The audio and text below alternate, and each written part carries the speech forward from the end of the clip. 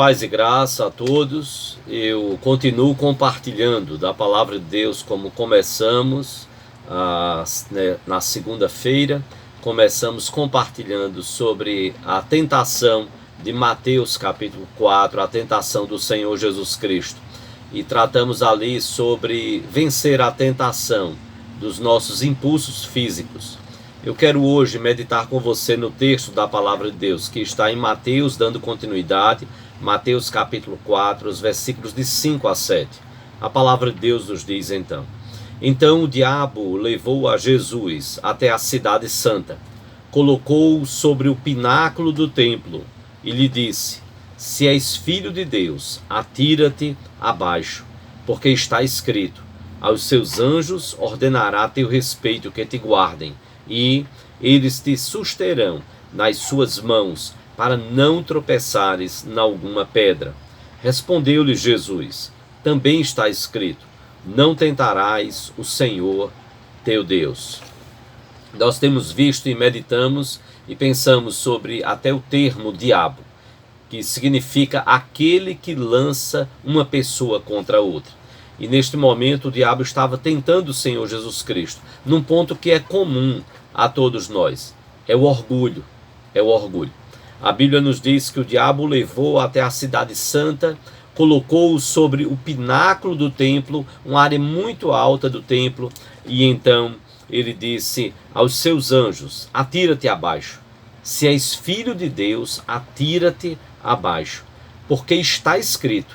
Veja que o diabo então citou a palavra de Deus. O diabo citou a palavra de Deus para tentar o Senhor Jesus Cristo. Se você é filho de Deus, Jesus, atira-te, atire-se abaixo, porque está escrito, aos seus anjos ordenará a teu respeito, que te guardem.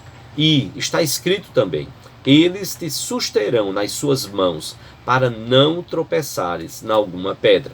O diabo aqui citou o Salmo 91, os versículos 11 e 12, dizendo a Jesus: se você é de fato filho de Deus, atire-se. Atire-se, porque a Bíblia, a palavra de Deus, porque está escrito, a palavra de Deus é quem diz. A palavra de Deus diz: aos seus anjos ordenará a teu respeito que te guardem, e eles te susterão nas suas mãos, para não tropeçares em alguma pedra. Jesus então responde a Satanás, dizendo: também está escrito: não tentarás o Senhor teu Deus. É bem verdade que está escrito que é só dar a ordem e os anjos vão impedir qualquer acidente com o filho. Era só o pai dar a ordem, era só o próprio filho que tinha poder dar ordem aos seus anjos, e eles então o guardariam de qualquer acidente. Mas Jesus então, percebendo o ardil de Satanás, ele então diz: também, Satanás, está escrito: não tentarás o Senhor teu Deus. É muito interessante porque Jesus cita o texto lá de Deuteronômio, capítulo 6, o versículo 16. Quando lá Moisés então registra ao povo, depois que o povo passou por tantos problemas e dificuldades no deserto, o povo que saiu do Egito, passando 40 anos caminhando no deserto, e então se preparando para entrar na terra prometida, Moisés então em Deuteronômio capítulo 6, versículo 16, Moisés nos diz: não tentarás o Senhor teu Deus, como o tentastes em Massá.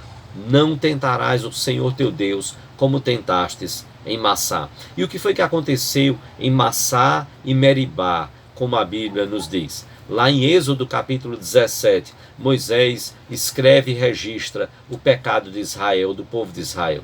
O povo tinha saído do Egito, estava caminhando no deserto de Sim, e chegou em uma determinada localidade que não havia água.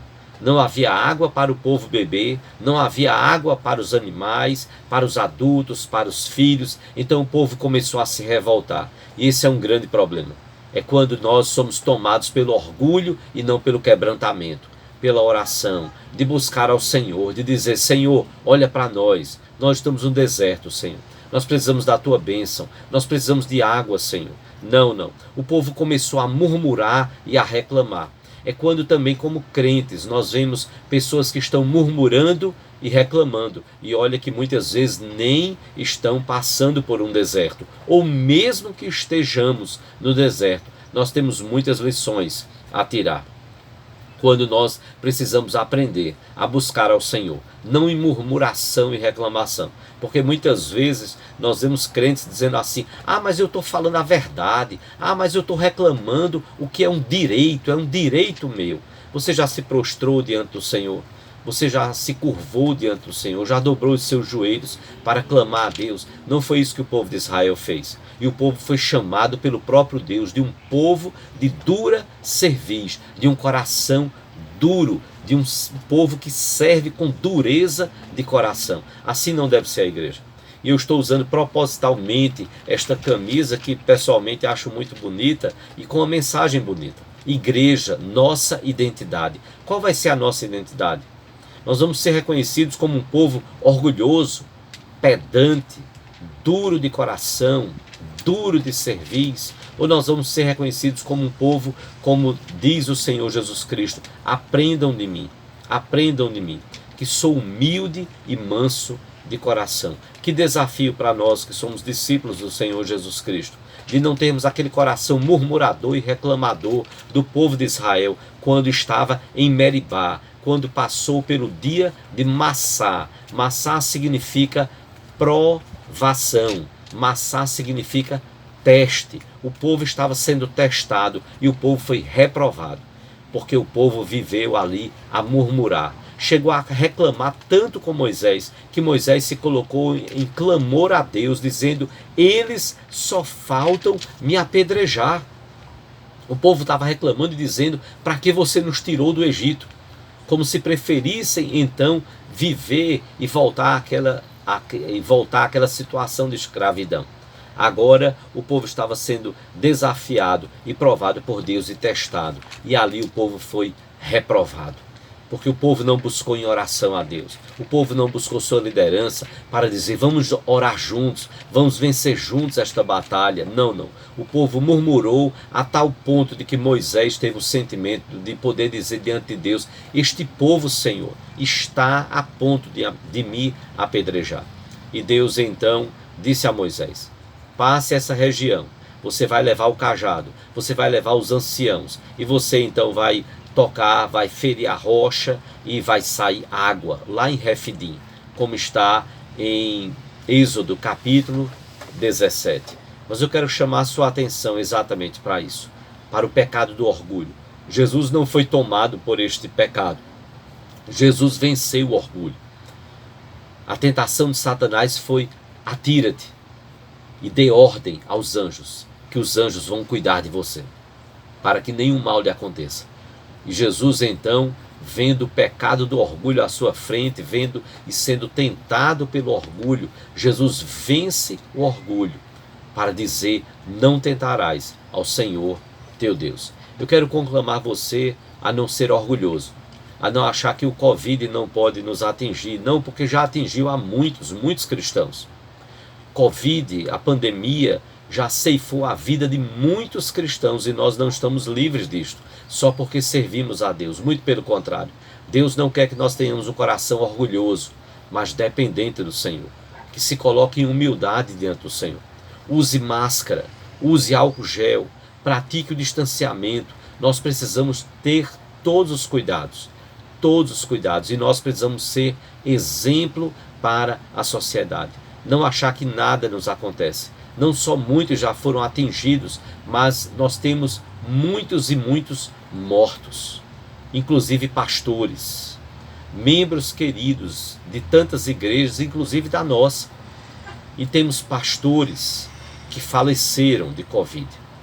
Que nós possamos ter um coração humilde e que nós não sejamos contados entre aqueles que são orgulhosos, entre aqueles que estão sendo reprovados, que estão tentando a Deus. Não tente ao Senhor Deus. Tome todos os cuidados para que Deus não pese a mão contra você e para que você vença o orgulho, vença a tentação do orgulho.